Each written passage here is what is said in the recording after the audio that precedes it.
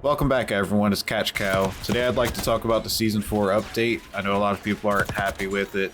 I haven't had any new issues per se. I am on PC though. I've seen a lot of people on console are having new issues on top of the existing ones.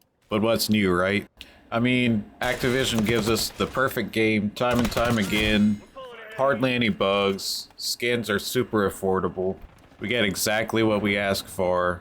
Ads in creative class, and the community's still not happy about it. I've been playing Call of Duty since 2007, and honestly, I don't know how they can make the game any better. Unless... So, just get over it. There are two new weapons, the LC-10 returning from Black Ops Cold War, if you'd like to call that one new. And then there's the FFAR-1, which I won't be showing footage of. You'll see plenty of these weapons in multiplayer. They're extremely good as usual, Predator course with every new season and its weapons so far. But what I will be showing here is the new maps. The one I'm currently playing is Shutdown, which is probably my favorite out of the three. I'm a fan of 2 out of the 3 maps. We'll get more to that later. Which I find has a nice blend of small, medium, and larger sections to duke it out on. But more importantly, it doesn't feel like it has too many flank points like most maps in this game. And I don't think it's a stretch by any means to say maps is probably the biggest issue in Black Ops 6, at least for those of us who are enjoying it still. And time will tell, just like anything else in this game, but at the moment, I think this is one of the few maps I'll actually get excited to vote on in the map rotation. And I think most people would agree there really aren't that many maps to be excited for in this game, unfortunately. And while we're checking out this map, I can't forget to mention we have a returning operator from another Call of Duty game, Victor Kuzman. We'll just call him Victor K. He's an ex-KGB chemical weapons expert, aka Stitch. But not the Stitch you're thinking of. That would be a lot cooler. And speaking of operators, how I was saying the skins are very affordable, the new skins are... they're kind of good. Like, good enough to make me want to purchase Black Cell if I had a stimulus check lying around.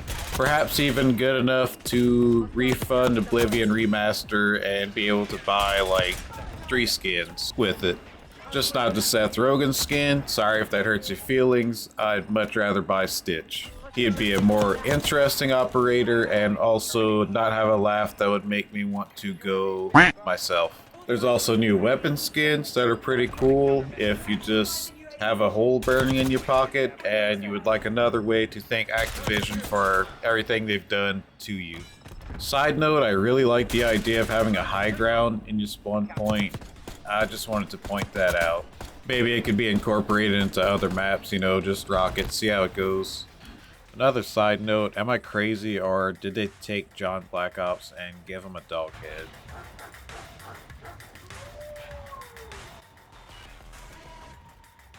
And for our next map, we have Blitz, which will be a face-off map, if that's not obvious enough. Very straightforward map, simple, 3-lane design, although some people would argue it's not 3-lane, I'm sure.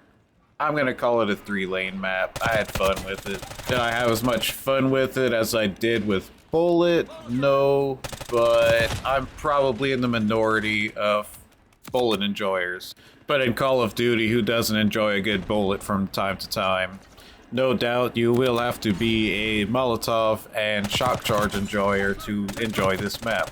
Which is just like any other face-off map, really, but you know. If that's your cup of tea, like it is mine, then drink it. There's also new game modes in Season 4, such as Team Elimination, which honestly I didn't try yet. It was already such a hassle to play the new maps on anything that wasn't Team Deathmatch. It just took forever, so I probably shouldn't comment on it, but it just seems like another Team Deathmatch variant, similar to Kill Confirm, which I sleep. To me, Team Deathmatch and its variants peaked with Overdrive, and yeah, I don't think they'll ever get any better than that. So if you enjoy Team Deathmatch, you'll probably have fun, but overall, I would say it's underwhelming, and yeah, they could have did something a lot more interesting. Which brings me to One in the Chamber, which any OG Call of Duty player should remember this mode. It's always a good time. Not much to say there. You get 1 bullet to shoot another player, and if you do, you get another bullet, and if you don't, you get no bullet. Then you gotta try to knife them, but if they have bullet, they bullet you. It's a good time.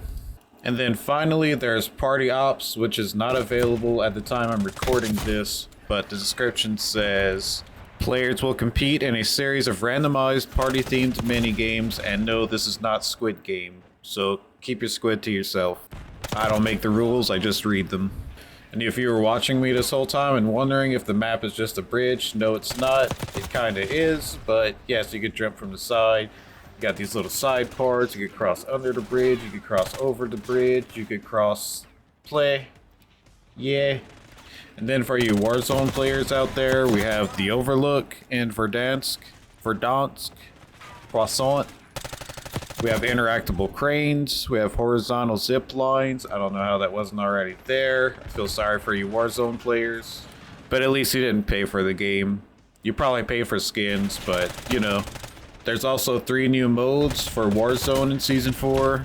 One of which is available right now, Clash. That takes place on a section of the Verdansk map. It's a 52 versus 52 team deathmatch with no circle collapse or last stand, where teams score points by eliminating enemies and completing contracts. The first team to reach 500 win points wins points.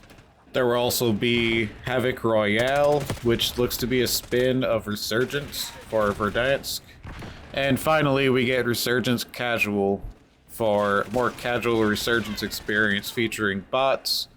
Or, instead of casual, you could say it's for people who can't handle a social interaction, like a lot of you guys. And there you have it. That is Blitz. Not much to it. Very fun map. Or at least I had fun. Next we have Fugitive, and if you can't count to 3 or you just have a very short attention span, this is the map I'm not really a fan of. Playing on the Season 4 playlist, getting this map in itself was a hassle, but furthermore getting this map not on Team Deathmatch was almost impossible.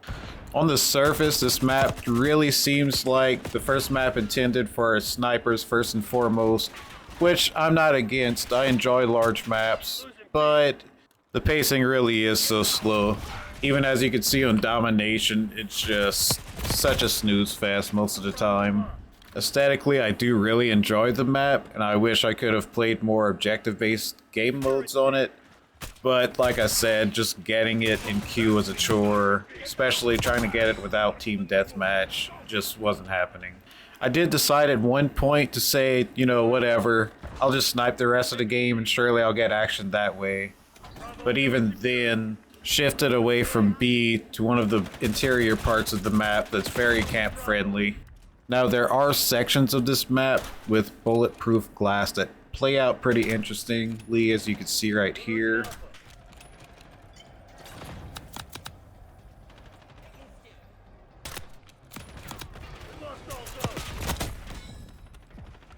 And maybe I'm wrong, maybe it's just me, maybe other people are really enjoying this map.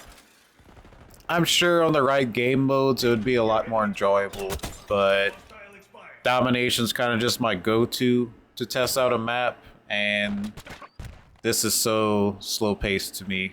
I mean, as you can see right here, I waited around about 2 minutes and nothing at what should have been the heart of the action.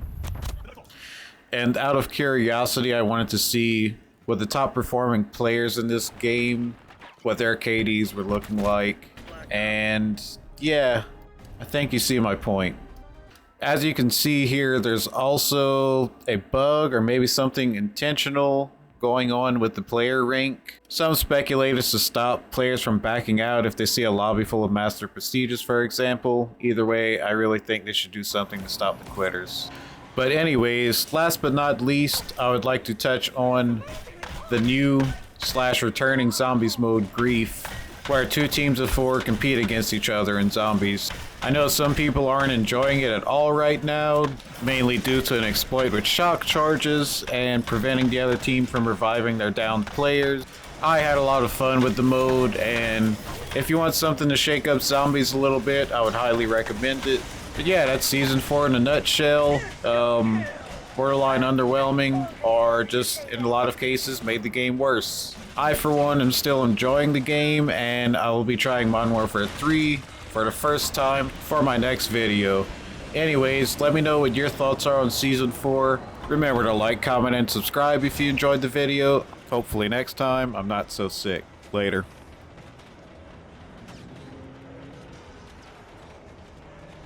I'm sorry to see you go, Maya. Particularly as you're the only one I don't dislike.